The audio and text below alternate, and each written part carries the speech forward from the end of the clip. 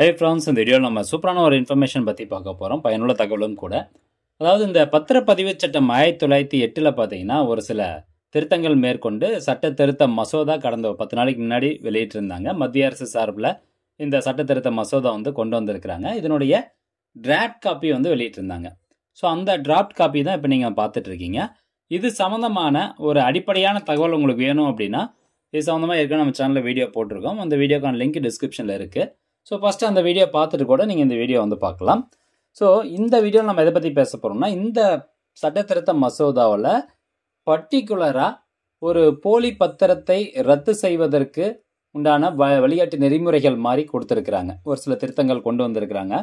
எதெல்லாம் போலி பத்திரமாக இருக்கும், அப்படி அது போலி பத்திரமாக இருந்தால் அந்த போலி பத்திரத்தை ரத்து செய்வதற்கு யாருக்கெல்லாம் உரிமை இருக்குது, அது ரத்து பண்ணுறாங்க அப்படின்னா அந்த தகவலை யாருக்கெல்லாம் சொல்லணும். ஸோ இது போன்ற ஒரு சில திருத்தங்கள் இந்த பத்திரப்பதிவு சட்டம் 1908 கொண்டு வந்திருக்காங்க.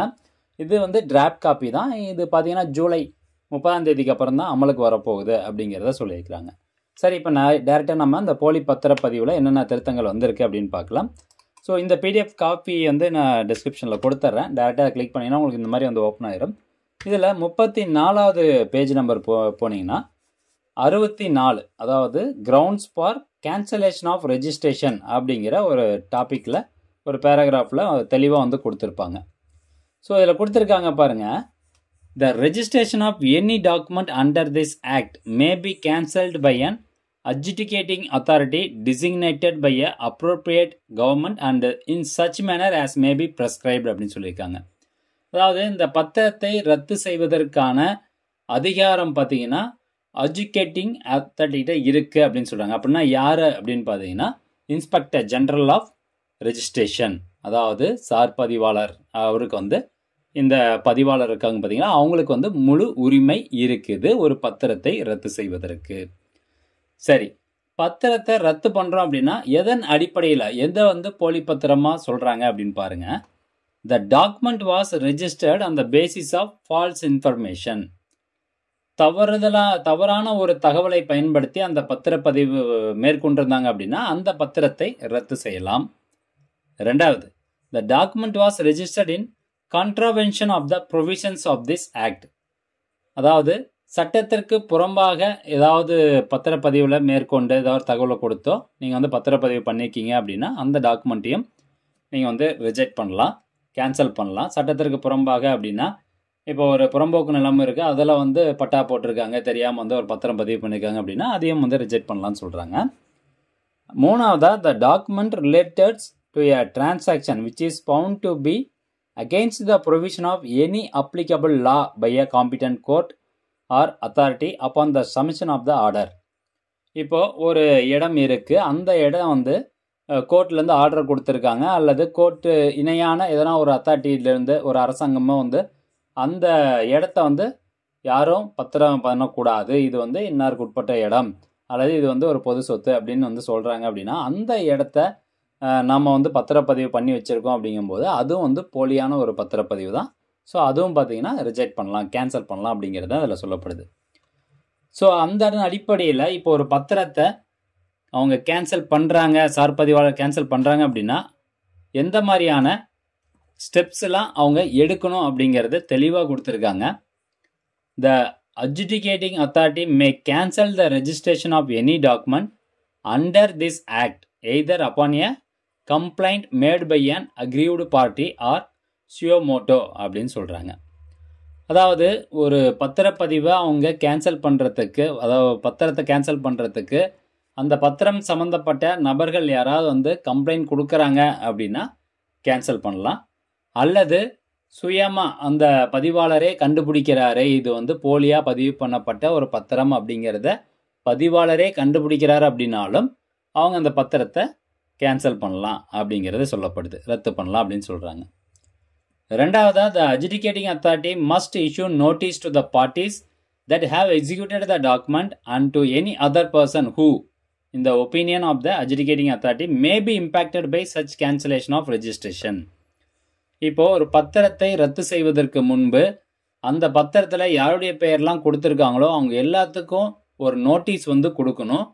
அது மட்டும் இல்லாமல் அந்த பத்திரம் சம்மந்தமாக வேறு யாராவது இன்டைரக்டாவோ வந்து அதில் கனெக்ட் ஆகிறாங்க அப்படின்னா அவங்களுக்கும் வந்து நோட்டீஸ் கொடுக்கணும் அப்படிங்கிறது சொல்லப்படுது.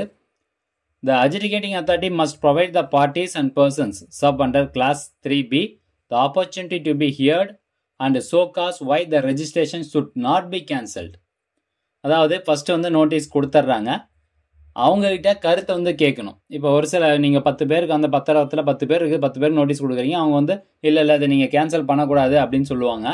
அப்போ கேன்சல் பண்ணக்கூடாதுன்னு சொல்கிறாங்கன்னா என்ன காரணத்துக்காக நீங்கள் இதை கேன்சல் பண்ணக்கூடாதுன்னு சொல்கிறீங்க அப்படிங்கிற மாதிரி அந்த டீட்டெயில்ஸ் அந்த பார்ட்டிஸோ அந்த பர்சன்ஸ்ட்டோ வந்து நம்ம டீட்டெயில்ஸ் வந்து கலெக்ட் பண்ணணும் அப்படின்னு சொல்கிறாங்க.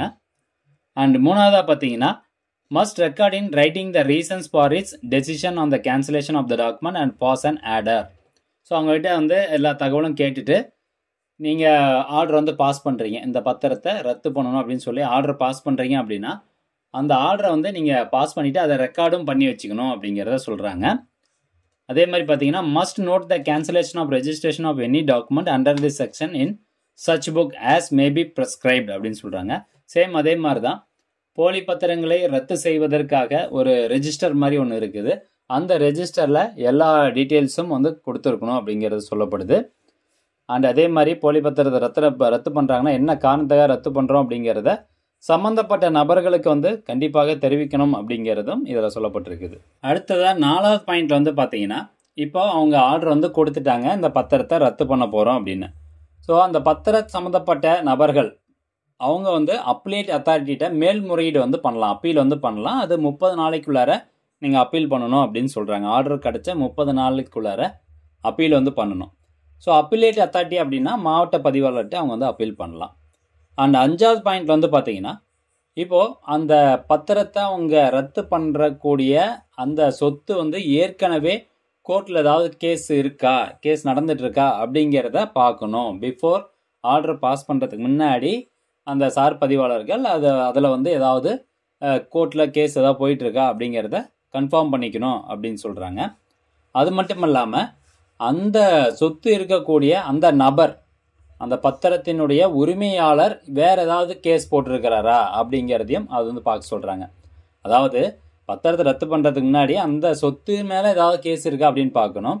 அண்ட் அடுத்ததாக பார்த்தீங்கன்னா அந்த பத்திரத்தினுடைய உரிமையாளர் வேறு ஏதாவது கேஸ் போட்டிருக்கிறாரா அந்த சொத்தின் மேலே அப்படிங்கிறதையும் பார்க்க சொல்லியிருக்கிறாங்க. ஸோ இதுதான் வந்து போலி பத்திரத்தை ரத்து செய்வதற்கான ஒரு திருத்தங்கள் வந்து இந்த சட்ட திருத்த மசோதாவில் வந்து கொண்டு வந்திருக்காங்க, பத்திரப்பதிவு சட்டம் 1908. ஸோ இது வந்து இன்னும் 1 மாதத்தில் நடைமுறைக்கு வரப்போகுது. ஸோ ஃப்ரெண்ட்ஸ் இதுதான் தகவல். இதில் பார்த்தீங்கன்னா இன்னும் நிறைய டாபிக் வந்து கொடுத்துருக்காங்க. இதில் ஏகப்பட்டது இருக்குது, 46 பேஜுக்கு இருக்குது. நான் ஜஸ்ட்டு ஒரு டாபிக் மட்டும் தான் உங்களுக்கு எக்ஸ்பிளைன் பண்ணியிருக்கேன். ஸோ இந்த மாதிரி டெய்லியும் வந்து நம்ம சேனலில் இதில் என்னென்னலாம் கொண்டு வந்திருக்காங்க அப்படிங்கிறத 1 by 1 வந்து பார்க்கலாம். ஸோ இந்த தகவல் முடிஞ்சவங்க நிறைய பேருக்கு ஷேர் பண்ணுங்கள். மீண்டும் அடுத்த ஒரு நல்ல பதிவில் சந்திக்கலாம். நன்றி, வணக்கம்.